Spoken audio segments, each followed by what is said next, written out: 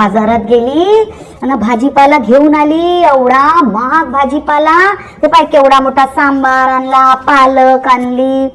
बापरे, खुडता खुडत आहो सकाळपासून घेऊन बसली. ते पाय पालक खुडाची आहे, लसूण काढायचा आहे. बाप्पा भाजीपाला. झोप येत आहे आता, अशी झोप येत आहे काढू काढू, म्हणून मी भाजीपाला असा घेऊन येत नाही. पाय आता कोणी फोनही नाही उचलत आहे बाप्पा. फोन लावले पण थोडीशी गोष्टी सांगत बोलत बोलत थोडीशी खुडतो म्हणलं. कमी हो बाई भाजीपाला एवढा. 2 वांगे देत नाही, 2 सांबाराच्या काड्या टाकत नाही बाई हे लोक. सोन्यासारखा भाव देते. कायले एवढं हे करायला लागते मापाले द्यायले. घरचाच तर भाजीपाला राहते त्याच्या. नाहीतरी काय शेवटी सडूनच जाते बरं दुसऱ्या दिवशी. हेक्सकॉलसारखे करते बापा हे लोक. म्हणून तर मला त्रास येते. कायले एवढा महागा मोलाचा कायले आहे का भाजीपाला तरी विकते उगच कायले का लोक. राव कायले व महागाय करते.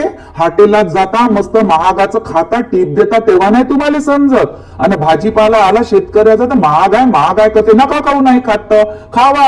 सोनानं पैसा. सारं दुनियात महागाई ते नाही, फक्त भाजीपाला महाग झाला. कसं पिकवलं असं नापिकी त्याचं त्याईले माहित आहे. शेतकऱ्याचं मोठे आले. बर बाप्पा, झालं कीर्तन झालं. आता माहित आहे. हो नाही पिकलं या वर्षी, पण नाही म्हणत मी. बरोबर आहे तुमचं. महाग नाही तर काय राहणार. पण नाही हो, या बाया तशाच करते ना आपल्या आजूबाजूच्या. फक्त महाग आहे म्हणून म्हणलं मी. माहित आहे शेतकऱ्याच्या पोरायला जाणीव राहतेस, कसं कष्टातून पिकवा लागते.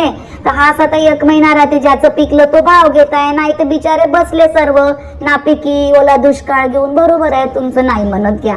माफी मागतो बाप्पा, माफी मागतो.